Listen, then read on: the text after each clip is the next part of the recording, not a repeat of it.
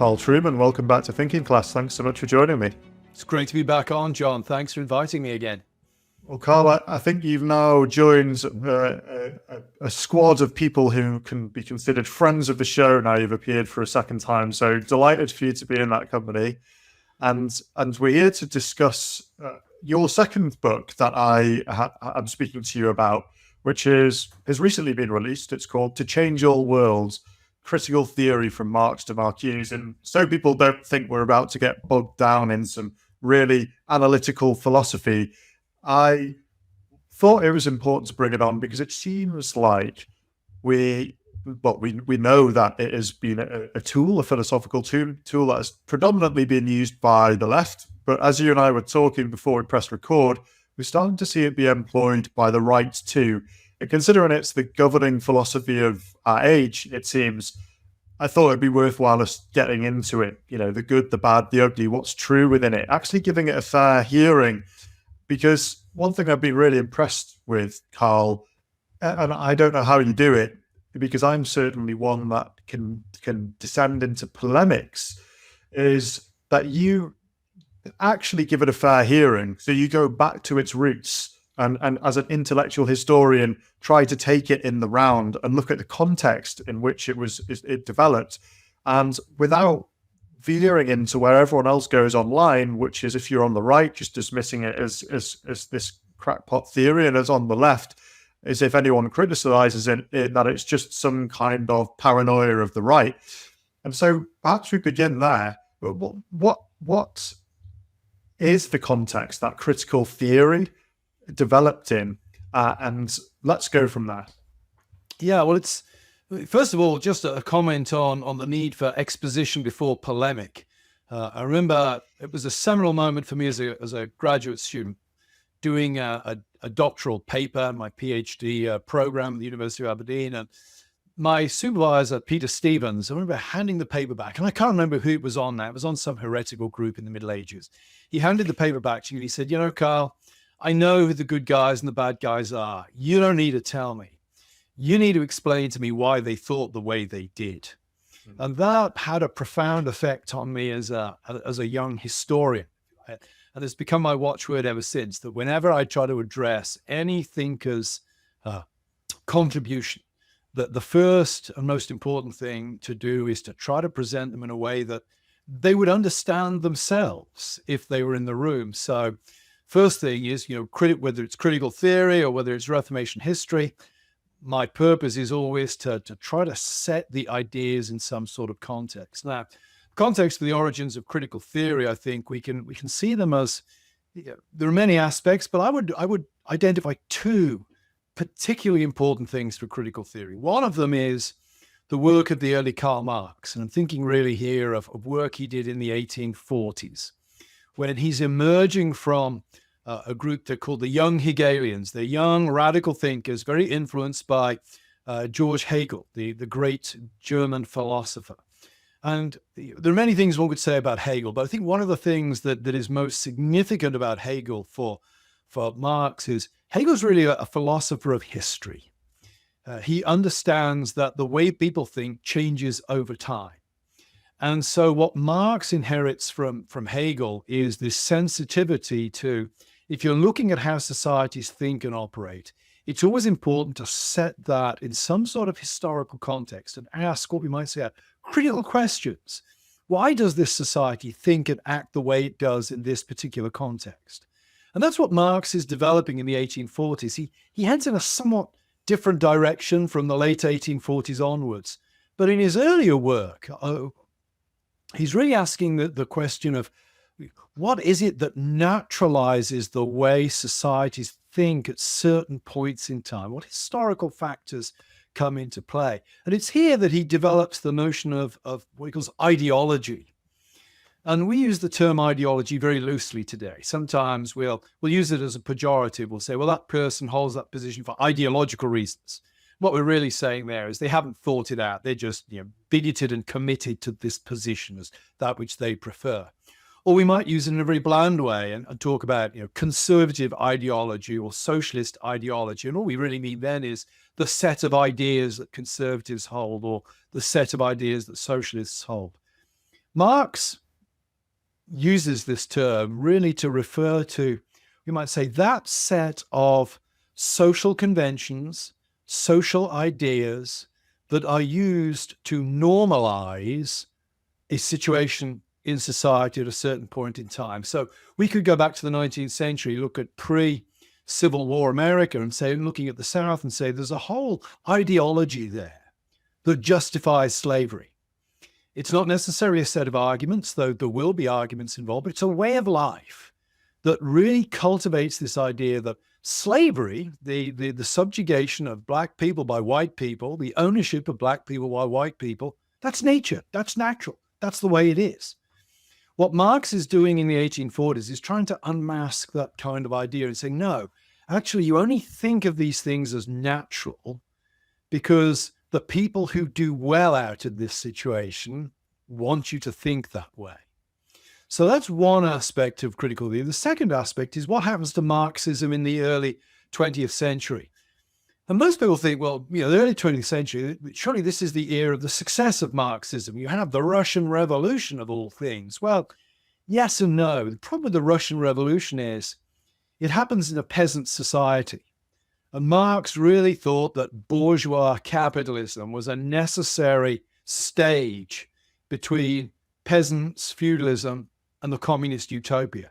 So you have the Russian Revolution that really blows the lid off the sort of the Marxist scheme of history. At the same time, you have this phenomenon in the 20s and 30s where you have this industrial nation in Europe, Germany, and yet the highly developed working class there are not doing what the Marxists expected. They're not marching left. They're divided between left and far right. And in fact, they're providing, we might say, the boots on the ground for Nazism. So the question arises in Marxist circles is, how do we make sense of this? And what do we do about it? And in that context, you have a number of Marxist thinkers who recover this Marx of the 1840s and they say, okay, we've got to engage in a kind of cultural critique here. What's going on in the culture that's persuading working class people to move right, if you like, to move against their own best interests? And what explains the rise of Nazis? What do we do about it? And the answer is, well, there are elements in culture that are conning people into thinking that Nazism is the way forward. And the way to respond is to unmask these contricts as contricts, to unmask them as ideologies, to unmask them as fake presentations of how the world must be. And when we do that, the working class will sort of cotton on to the idea of, okay, we're being conned here, rise up in revolution. So critical theory emerges out of this early Marxism that becomes very useful in the early part of the 20th century for understanding particularly why German working class are not becoming communists. They're heading in the opposite political direction. There is a lot in there. There are a few things which I think we'll come to later, which is the notion that those employing the Marxian critique would say the reason why things are the way they are is because it serves the interests of the powerful. And it'll be quite interesting to hear your view on what that means in a world where institutionally we have now started to see critical theory and all of its offshoots be the governing philosophy. In fact, let's jump into that now. What do you make of that? What would critical theorists make of that? That actually now we see institutions being run in their image. Would they have the self-awareness to say that this is being run in the interests of us and our worldview? Well, I think it depends which critical theorist you're talking to. If you're talking to a Marxist critical theorist, they would say, well, this is good because what we're going to be doing is dismantling normal notions of power. And in the wreckage that is left behind, from the wreckage that is left behind, some kind of utopian arrangement will arise. You see this, for example, in a group like Black Lives Matter. When you look at Black Lives Matter, certainly at their original manifesto, they're very, very clear on the things that need to be dismantled. As soon as they move to what's the world going to look like in the future, it moves into what I would describe as rather poetic language. Okay, it's going to be like a village. It's going to be like this. It doesn't have much meat on the bones, but it uses a lot of powerful, emotionally resonant images and ideas to make us think, well, we may not be able to conceptualize utopia, but gosh, it sounds really good, and it's going to emerge from this. If you are a more hardcore postmodern critical theorist, I think then it becomes, everything becomes a power game. And even critical theory itself becomes an endless revolutionary power game. And this would be one of the big differences between, say, the followers of Michel Foucault, the great French post-structuralist thinker, and a more traditional critical theorist. When Foucault gives his inaugural lecture at the Collège de France in 1970, he identifies the enemy. The enemy is Hegel, because Hegel has a system. And Hegel has a view that ultimately history is going to make sense and it's going to lead to a certain end, which is not incompatible, of course, with the classical Marxist approach. Hegel and Marx, very different thinkers. One's an idealist, one's a materialist. But both of them in their classical form think history is going to make sense. For Foucault, no. All you have is endless cycles of power struggle. And the game, if you like, is to constantly disarm those in power. You're not building towards anything. You're constantly disarming those in power. So I can imagine a postmodern critical theorist say, yeah, it's a power game. Come on if you think you're hard enough. We got power at the moment. You play the game and see if you can beat us at it. So I could see that as an attitude of a certain strand of critical theorists. You mentioned that in the rise of the Nazi Party, you'd have those on the communist side of the coin believing that it was ideology and ideology alone that had duped the German people to choose that direction instead of the path towards a communist utopia. This seems to be something that is ascribed to anything which doesn't really go in the direction, the leftward direction, as it were. You tend to find people talking about whether it's the vote for Brexit, the vote for Trump, the vote for anything that is then smeared as populist, that effectively it's the false consciousness argument, right? No one knows what they're voting for. They've been duped. And if only we could show them the way, then they would vote the right way. Yeah, it's a very elitist thing in many ways. I often joke to the students at Grove that nobody has disappointed the left more consistently over the years than the working class. They never do what the middle class intelligentsia think they should be doing. There's a very paternalist dimension to it. And of course, this is one of the ironies of critical theory, that certainly in its Marxist form, it does have a conception of the truth. If you look at George Lukács on truth, say, well, the truth lies in the future. An idea is true if it moves you in the right direction towards the utopia. It's nothing to do with the referential nature of truth or the coherence of truth. It's all to do with the political direction that it drives. And of course, in order to know it's going in the right political direction, you actually have to have some idea of what the truth is. You have to have some idea of what justice in the utopia will mean, even if you say that all forms of justice here and now are ineradicably and irredeemably corrupt. So there's something of a sleight of hand. But it ends up as a kind of form of Gnosticism on this level, that you have the illuminated ones who have the truth, and you have the poor benighted rabble who are just the hapless dupes of the culture around them. So yes, it is very condescending on that level. And you see that in a lot of the political rhetoric that surrounds it as well. We've started to talk about the concept of truth and how it is woolly, to say the least, within the critical theorist's worldview. And whilst I think it's probably clear what my leanings might be, for the sake of giving it a fair hearing, I do actually think that philosophical methods, they all contain some element of truth. There can be a way to an overarching truth. The problem comes when it's the only lens that you look through, which I think is the where people fall foul when they apply critical theory. But let's explore the truth. So what truths, by your reckoning, are contained within critical theory?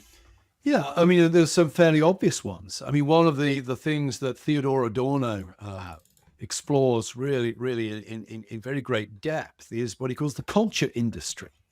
And there's no doubt that the products of popular culture, they're not neutral. They shape the way we imagine the world to be. They shape the way we think about the world.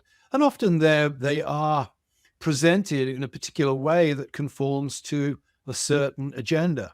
I've used gay marriage in the past as an example. I'd say, the shift in the West on the attitude towards gay marriage was not the result of arguments, by and large.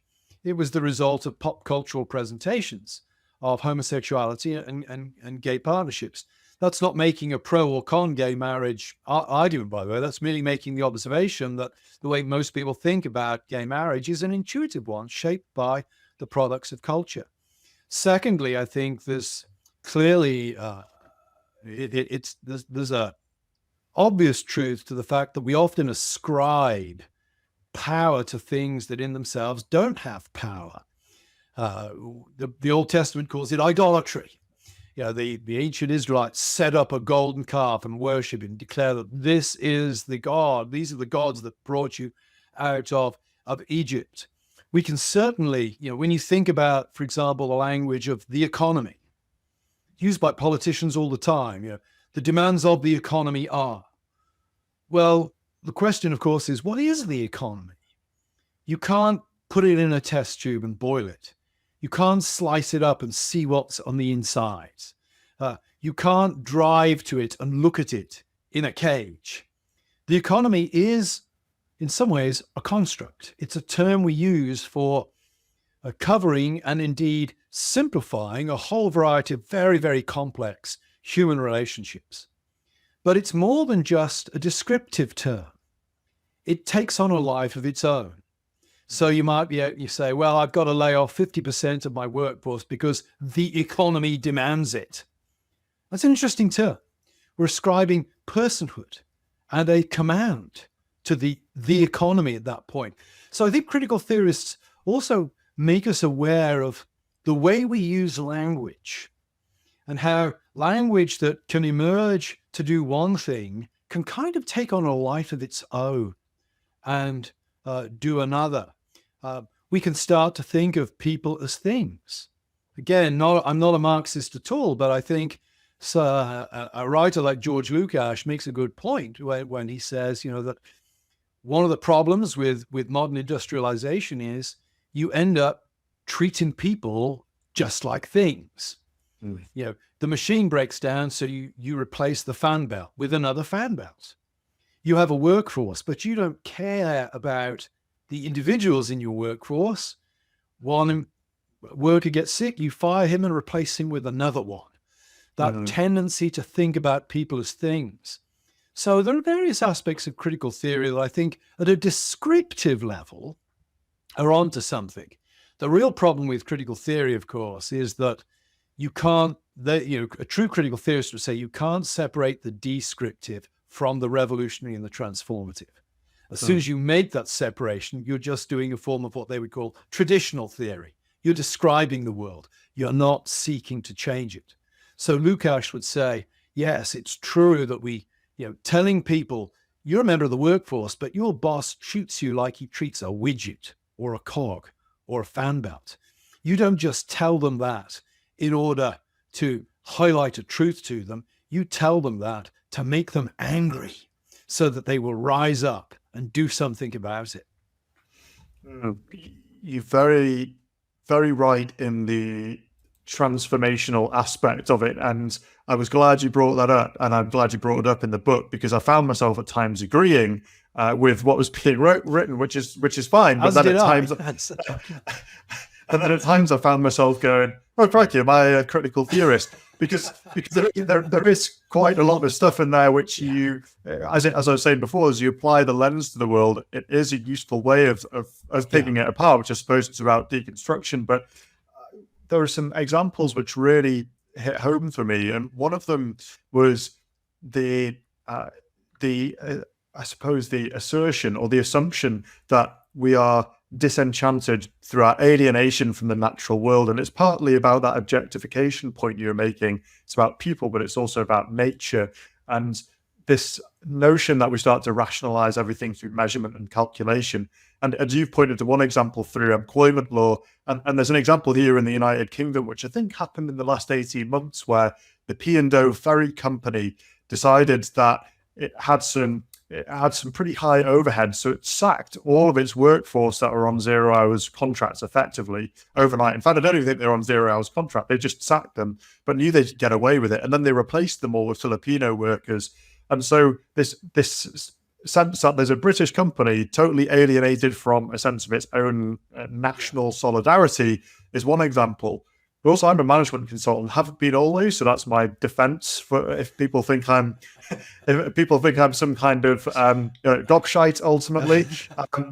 But I have worked in the area of sustainability and environmental consulting within financial services, and I've seen that rationalizing through measurement and calculation, where suddenly nature starts being ascribed a financial value, and it even starts being referred to as natural capital, as though the only worth it has is its contribution to the economy. Yeah. And that I found deeply unsettling, because for me, the notion that some peatlands in the Highlands of Scotland or a heavily forested area could then be totted up on a spreadsheet for people to be able to discount the carbon emission contributions to the world and try and deduct them so they could balance them off against other things and effectively lock people out of land and raise land prices so they can just say, well, I've got a carbon sink here. It was troubling. And I thought, do you know what? Actually, I've found myself applying this lens without even realizing it. But it's that point you made about wanting to transform things. It's not just about interpreting the world, it's about transforming it. And again, here in the United Kingdom, the last couple of weeks, there's a historian who is certainly aligned with the left and typically on board with the critical theory. He's called David Olusoga, and actually he's from my part of the world. He was born and raised in Gateshead. And a recent tweet of his said that the point of historians today is not to describe how the world was and its context. It's to try and filter out any ideas from the past that we don't want here in the present. Yeah. I think that's absolutely correct. And it's over in the United States, we had a big kerfuffle a few years ago, what's called the 1619 Project, which was, when was America founded? Most people would say 1776, Declaration of Independence. Well, the 1619 Project argued that no, it was 1619 when the slave trade really kicks off. And a lot of conservative people pointed out, I think rightly, that the 1619 Project contained a lot of historical problems. But my take on that is that wasn't the point. The point of the 1619 Project, certainly by the people putting it together, was not to put out dispassionate, accurate history. It was to provide a powerful counter-narrative that would displace or at least destabilize the dominant existing narrative. And that plays into the gentleman you just quoted there, where the idea of history is not to give us access to the past so that we may learn from both the good and the bad there. History is understood by critical theorists as, well, it's really the narration of history in the present, which comes down to a political power game. Are you normalizing an unjust culture, or are you destabilizing an unjust culture? And that, I think, is a very, very different view of history to the one that, was on display when my doctoral supervisor handed me back that paper and said, hey, I know who the bad guys are. Just tell me what they thought and why they thought it. Don't get into your contemporary theological game, he was saying there. Tell me what really happened, why they really thought the way they did at particular points in time. Well, we've spoken a bit about truths that are contained within it, but also started to veer onto where the application of critical theory starts to have a negative influence on the world. Besides the truths, what are the obvious contradictions within it? Where does it find itself tangled up in knots? Well, I think one of the most obvious problems with critical theory is, although I think we might say its ambition is an admirable one, and that ambition is to get out from under categories that turn people into things, it ends up merely treating people as things, that we become a new set of categories. We lose our personal individuality and value, and we become valued by a new set of categories, whether we're, say, LGBTQ, for example, would be one. If you look at the sexual revolution, which is intimately connected to Herbert Marcuse, the sexual revolution, the smashing of the old sexual mores that really guarded the nuclear family in the West. There was this idea, Marcuse had the idea of, if we can smash the sexual mores that guard the nuclear family, it will lead to a fundamental reconfiguring of society along more just lines. Well, think about the sexual revolution. It smashed the old oppressive structure of the family, but it has arguably unleashed on the world more objectification of other human beings than we've ever seen.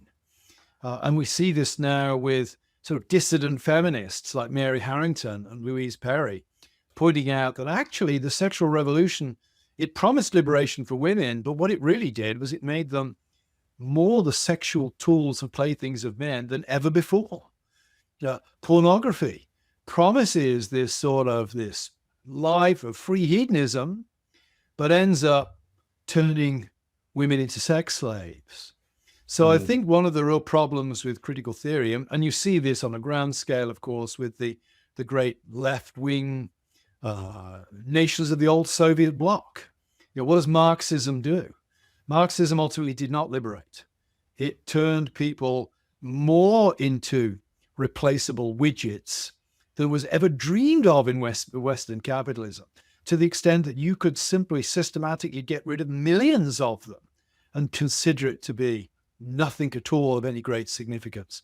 So I think in practical terms, the real problem of critical theory is it has an admirable ambition, make people again.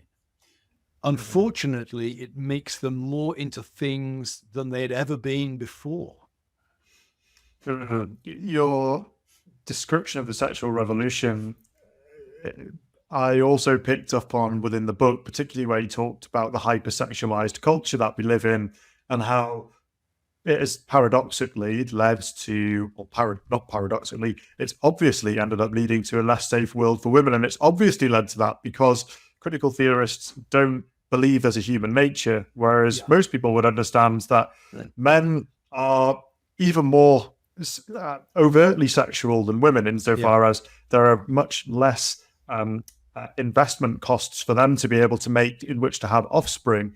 And so all of this stuff, the social norms that we have built up through civilization building, whether it's the classical culture of antiquity melding with Christianity over time, throwing that all on the bonfire, this idea of chivalry has effectively led to women being less safe.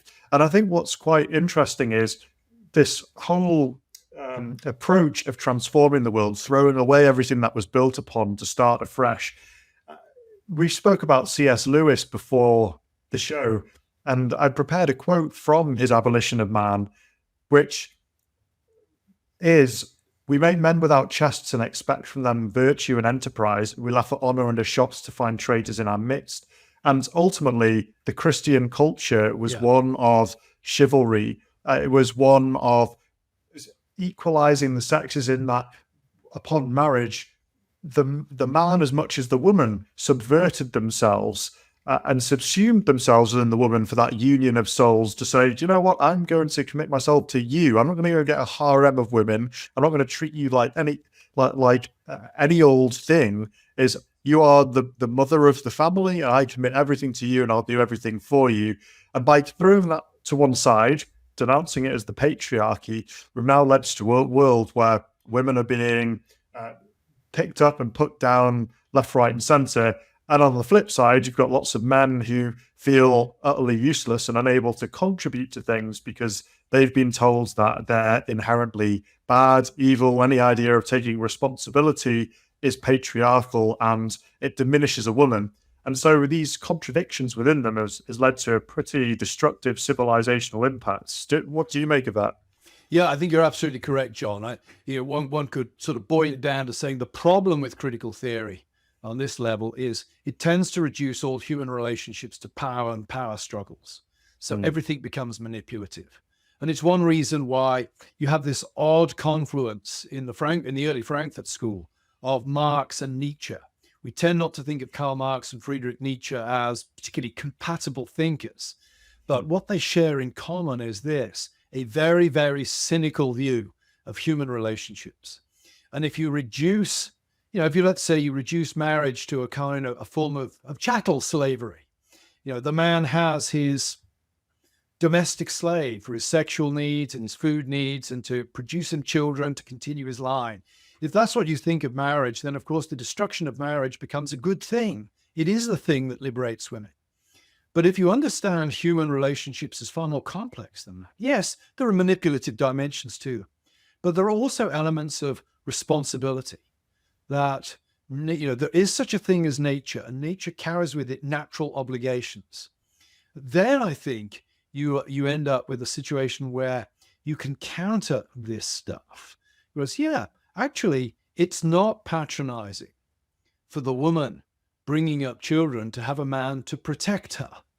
It's not that the man is doing that to lord it over the woman. It's actually his obligation to do that, and he better do it, or he may be held to account for it.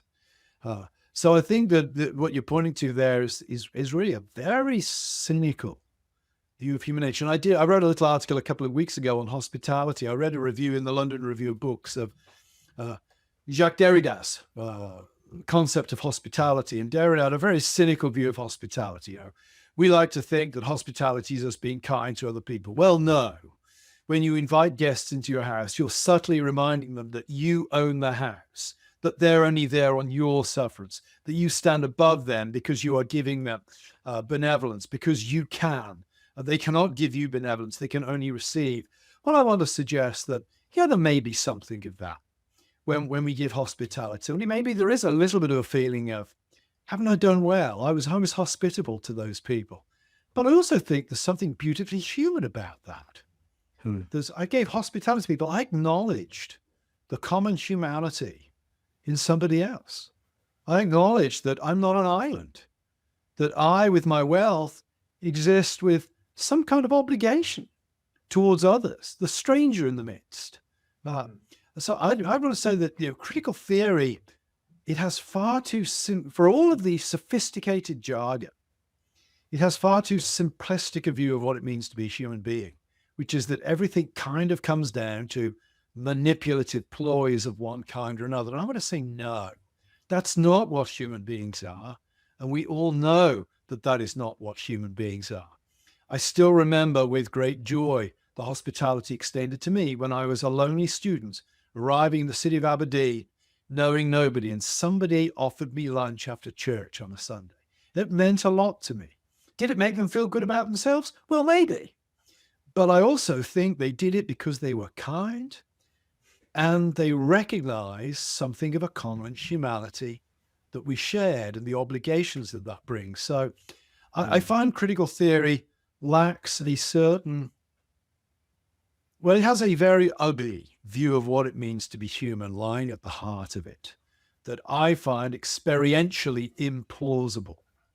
When you brought up Nietzsche there, it took me back to a period in my life where I read him for the first time and found him utterly captivating. I mean, his style of writing is like some kind of rush. It's like a hurricane. It sweeps you up. And I mean, it really is quite something. And I remember consuming all of his books. And I was probably taken with it for a moment. But then as I continued on my philosophical journey, my faith journey, and then I realized all of the points you just made, which is this idea of the cynical view of human nature, but also the idea that a world could function well if everyone could just realize their desires and reach their ultimate extent of strength. I realized that whilst he was criticizing a civilization that what he was suggesting in its place was not going to create a civilization. And you made loads of salient points in the book, which you utilized Freud, who is a big influence on critical theory, where Freud admits, and this is the man who spoke about us mainly being driven by sexual desire, that was his anthropological worldview. Freud admitted that civilization is ultimately built upon a renunciation of instinct. And critical theory, as you point out, the Reichs of this world who wrote about the sexual revolution ultimately believe that, no, we're going to build on Freud, and we need to build a world where people can realize their sexual desire no matter what. And they boiled human nature down to the point that they just believe that men only care about ejaculating. It doesn't actually matter where. And then they built on the de Beauvoir argument, which you brought up, which is their liberation for women is not women in the workplace, it's the abolishing of motherhood. Yeah. And then I look at the people who are adherents to this worldview, and it seems to me like they couldn't govern the world. I know this sounds like a really unfair thing to say, but I saw some images side by side on the internet of a march that took place in the UK on the weekend, which was called Unite the Kingdom. And it divided people across left and right, the usual lines. And there was one picture of a child who was about 8 years old, and she was wrapped in a St. George's flag. She had St. George's flags on her cheeks, and she was smiling. And on the other picture was a young lad of about the same age, and he was wearing swimming goggles, and he had an F off Nazis sign in his hand. And his mum had many piercings, pink hair, the internationally recognized haircut, which sounds unfair of me, but it's true to say, shaved down the sides. And the interviewer said, "What do you make of your son's sign?" And she said, "Well, I couldn't put it better myself. We want all Nazis to F off." And I wonder who's going to grow up to be the more stable, contributory citizen to society. And this idea that we can go around realizing our sexual desire all goes back to the point of, if you really care about women, then you can't just promote this worldview, because it's going to come back and bite them. We're going to lead to a dissolution of the world. I don't. You must see it all the time in the university system. But not so much at Grove City College. We're a pretty conservative college, and our students are somewhat self-selecting on that front. But certainly reading the headlines in the United States, yes, the anger on both wings, I think, of the political spectrum at the moment is palpable, and comes down to a similar thing. It's both sides seem to me to have a very, very cynical view of the other side. Both sides seem to functionally, in many ways, deny the common humanity that's shared between the two. And particularly, I think the competition for the souls of children, particularly invidious. The idea that we should be, that we're abolishing the so-called pre-political all over the place. And I think that's a bad move to society, but perhaps nowhere is it more tragic than abolishing it in childhood. Childhood was a pre-political era for most of us of my generation.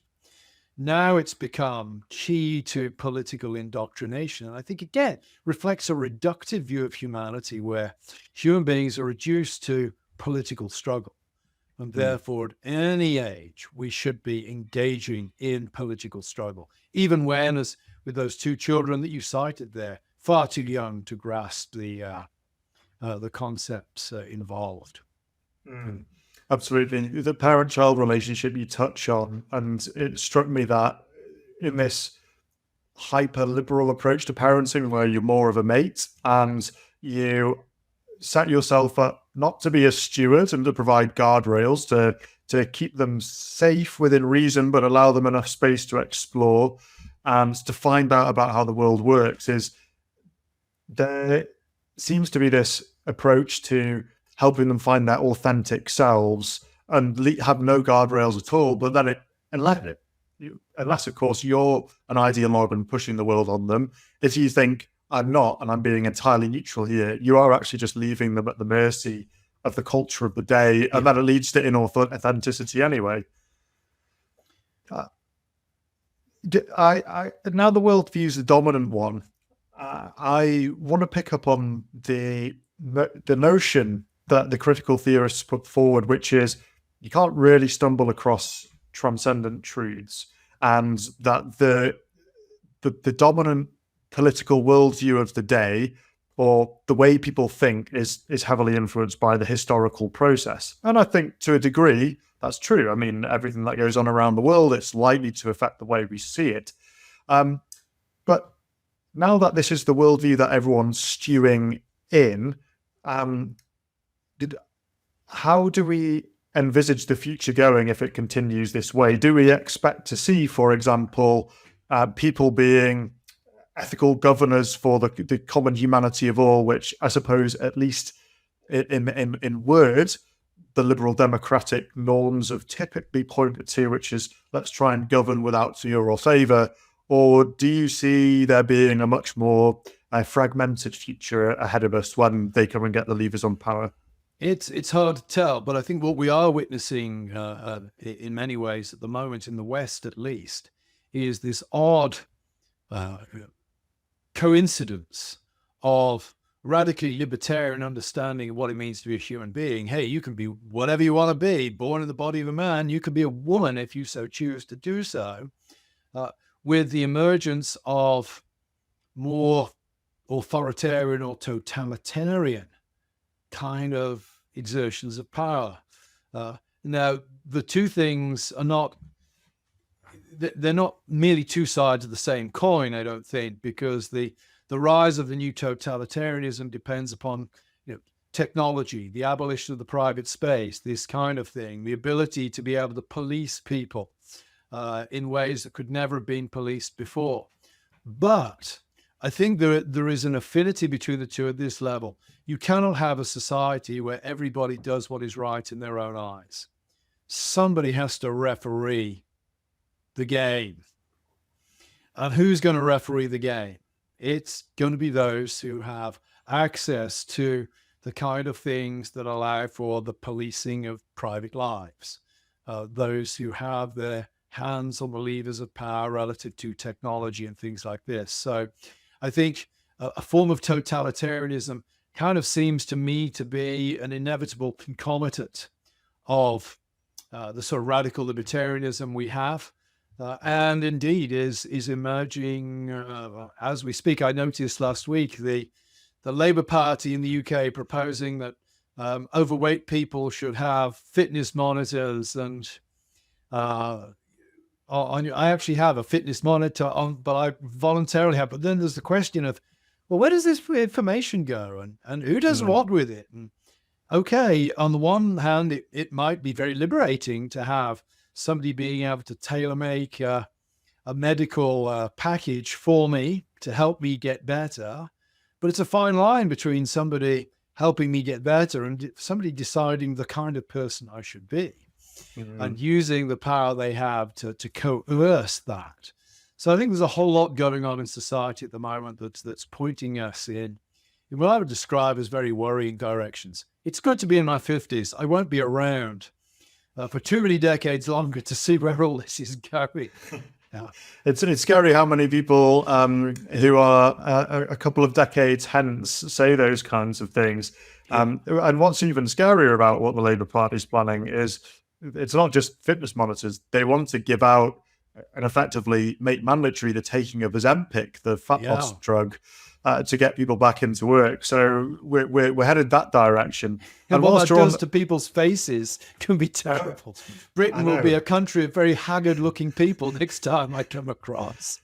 Yes, indeed. And on technological impact, I think there are a few strands for us to pull on here, Karl, which is the world of social media is a world which is fragmentary. So many people get most of their information from it, and it is presented in bite-sized words, sometimes not particularly grammatically correct. Obviously, it's trying to speak to the elephant within you rather than the rider on top to make a rational decision.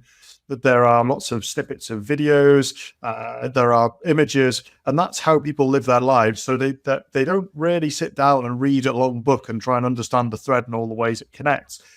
And for me, that seems to be a bit of a worry when our whole civilization was built on both great literature, biblical scripture, the great philosophical texts. And it seems to me like critical theory and its notion, as you've pointed out, this social imaginary that we get our worldviews from, the images, the stories, the myths, the legends that are circulating at the time. If ultimately people are spending most of the time on social media, it's like we're just going to meme ourselves into some kind of political settlement. And that seems to be deeply, deeply worrying. Where do you stand on what comes first? Is it the philosophical theory and worldview, or is it the technology that changes it? Because you made the point that critical theory pops up around the time of the sexual revolution, and it seems deeply influenced by birth control, etc. Yeah, I think material conditions make certain ideas plausible in a way that they might not otherwise have been. And your sexual revolution is a good example.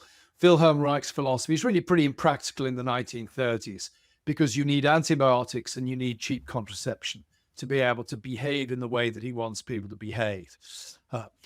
Jump to the present, I think that critical theory is once again plausible. And I think one of the things that makes it plausible and indeed powerful is the way we consume news today. I think Twitter or X or whatever it's called these days is a great example of a sort of critical theory medium. You know, what is critical theory about? Critical theory ultimately is not about establishing the truth here and now, because it doesn't think there is such a thing as the truth here and now. Critical theory is really about discrediting those who hold views we don't like. That's what critical theory is about. It's not a question of arguing, that Mr. Smith's views are incorrect. Critical theory is about Mr. Smith is a bourgeois capitalist, and therefore, of course, his views are manipulative. They may appear to be correct, but let's not forget that that snippet of truth that he's given is really part of the bourgeois ideology, the bourgeois machine that Mr. Smith belongs to. That's what critical theory does. It doesn't ask what is being said. It really asks who is saying it and what do they get out of saying it. Well, Twitter, I think, X is a very similar medium. I don't think X is a medium for the pursuit of truth in any traditional sense. But X is, at its best, it's good when it links to substantial articles written by people on something. But most of the time, X is involved in what? Smearing and discrediting certain people. And therefore, by implication, the views, the ideas those people hold or the actions they have taken. So critical theory as a theoretical discourse matches, I think, the procedural discourse of Twitter, in that both are in the game of discrediting the person speaking or the group speaking, rather than addressing that which is being said. I'd quite like to get into temptation to employ critical theory by a couple of specific groups. So towards the end of the book, you bring up that we have people, just a broad set of categories of people. We've got Christians here in the West, we've got secular humanists, and then we've got a lot of people who'd be sympathetic to critical theory and its application. I suppose we've covered that latter group to a great extent today. What would you say to, firstly, the secular humanists and then the Christians who believe that they can, as you refer to it, eat the meat and leave the bones of critical theory? Well, I think in some ways what you do when you say eat the meat and leave the bones, you're really missing the point of critical theory. You're equivocating with the concept of critical theory there, because critical theory, I think, properly, strictly considered, is a revolutionary approach to society. So you cannot isolate the descriptive and the revolutionary aspects. You can't take out the descriptive aspects and still claim that it's critical theory. We were talking earlier on, you asked me, what does it get right? And there are various things one can point to and say, well, it's really on to something here. Yes, the media can be manipulative. They can manipulate, and they can manipulate for particular reasons. You don't have to be a critical theorist to hold that position. That's not what critical theory brings to the table. You just have to have a decent grasp of how the media operate to be able to do that. And so I would say to somebody, I would say, don't be taken in by, say, the rhetoric of critical race theory. Of course, nobody in their right mind wants to be a racist. Of course, anybody who looks at the history, for example, of race relations in the United States knows that some of the landmark judgments, for example, Brown v. Board of Education, 1950s, where the Supreme Court desegregates education. Of course, the motives for Brown were not pure. It's a mixed bag. But don't get pulled into thinking, therefore, that Brown v. Board of Education didn't represent a good advance on what had happened in the past.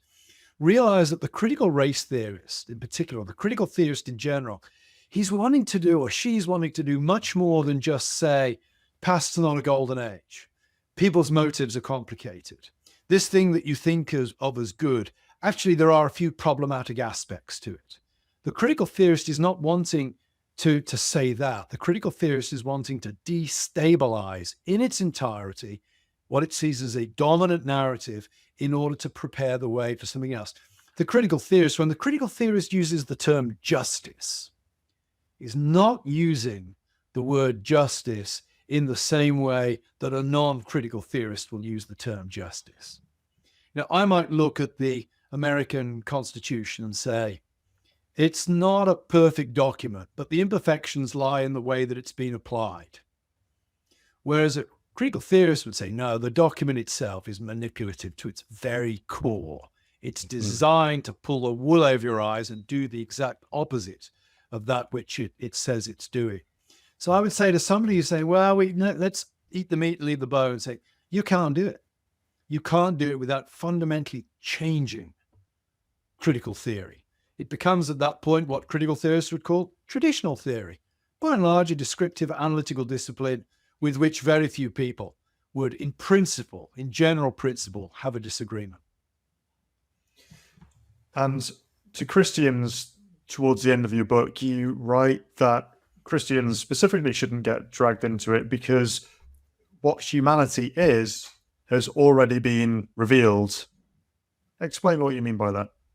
Yeah, I think, again, to go back to the sort of the Hegelian Marxist critical theorists, you might say, well, what is humanity for Theodor Adorno, Max Horkheim, all these is? I think they'd say, well, we don't know because it's in the future. Humanity is to be realized in the future. In the workers' paradise or in the sexual paradise, we will have human nature come to its full maturity. In the interim, we just don't know. We don't know. I think for a Christian, we want to say, well, we do know what human nature is. Human beings are those made in the image of God. So look at the nature of God as revealed in the narratives of the Old Testament, and you get some idea of what human beings are supposed to be.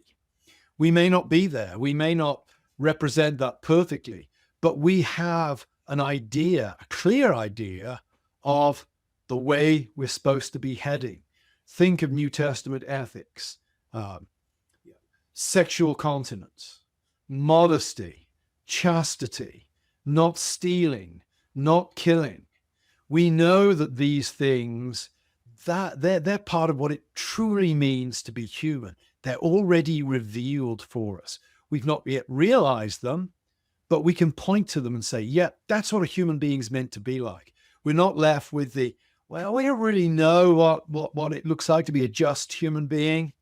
But we do know that if we can tear down all of the injustice in the world that exists today, what will arise from the ruins is this utopian society where all human beings will be just. Christians can do a lot better than that.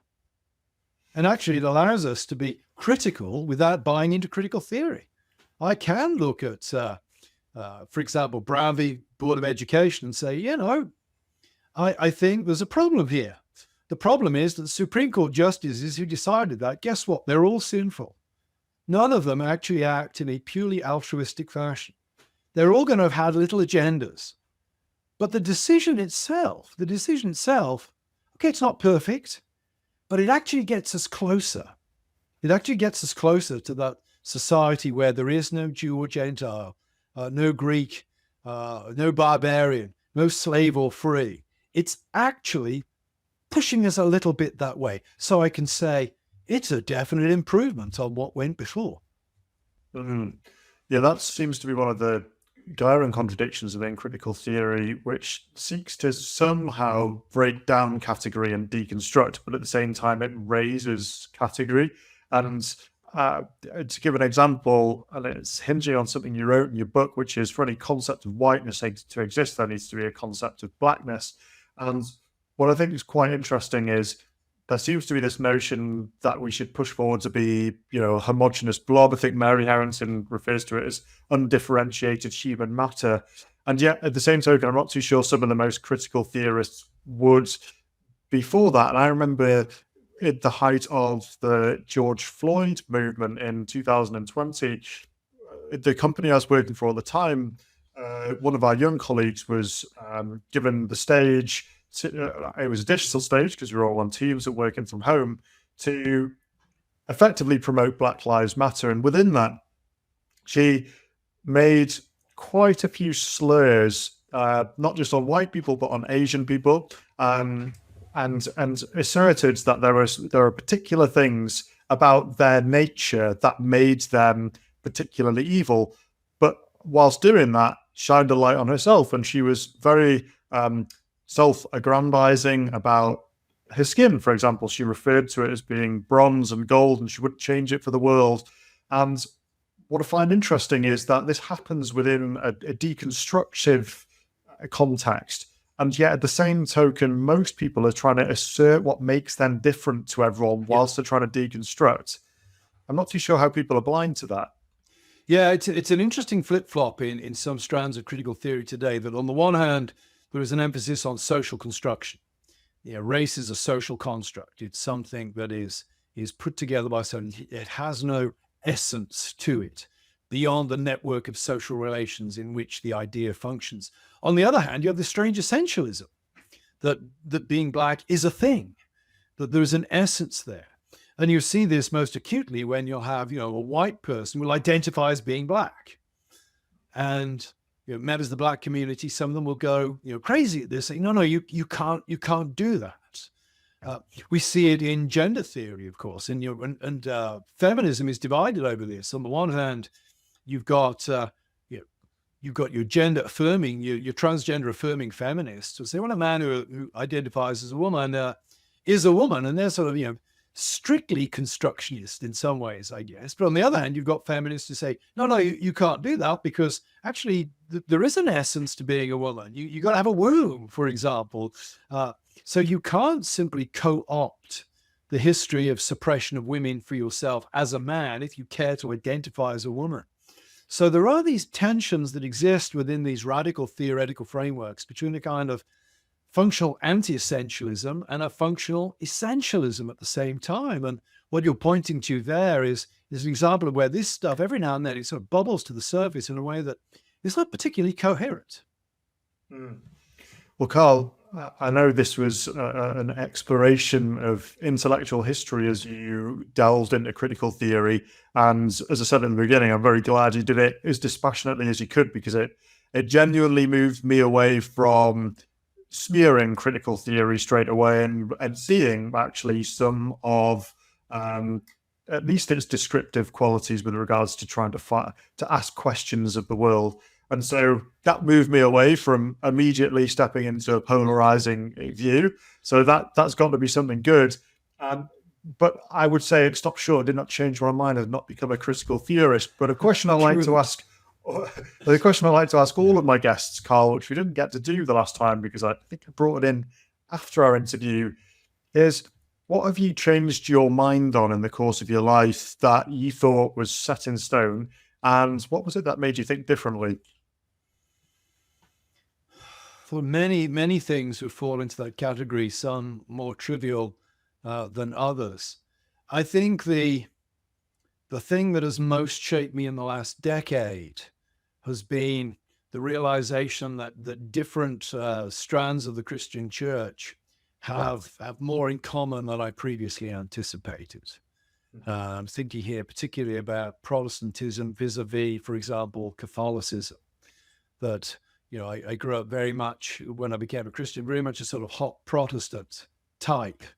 And I think coming to realize that Protestantism and Catholicism share a very deep and very important, rich doctrine of God is something that has changed my approach to, I won't necessarily say to the Roman Catholic Church, but certainly to many of my Catholic friends over the last decade. So nothing to do with critical theory there, and more of a theological conviction. And also, you mentioned C.S. Lewis. This is perhaps a little more trivial, but as a younger Christian, I dipped into Lewis, and it left me cold, to be honest. Returning to C.S. Lewis 4 or 5 years ago, and returning to Envir Abolition of Man, suddenly realizing how insightful and how prophetic so much of his cultural commentary and his moral commentary is. So, I repent of my earlier dismissal of C.S. Lewis as something of a lightweight. No, the lightweight was me in not realizing the depth of C.S. Lewis. What can I say? Young men are arrogant, and we tend to be young well into our early 40s, if I could put it that way for myself. But Catholicism and C.S. Lewis, two areas where I've become, if not positively affirming, then definitely much more generous in my judgment and much more appreciative in my attitude.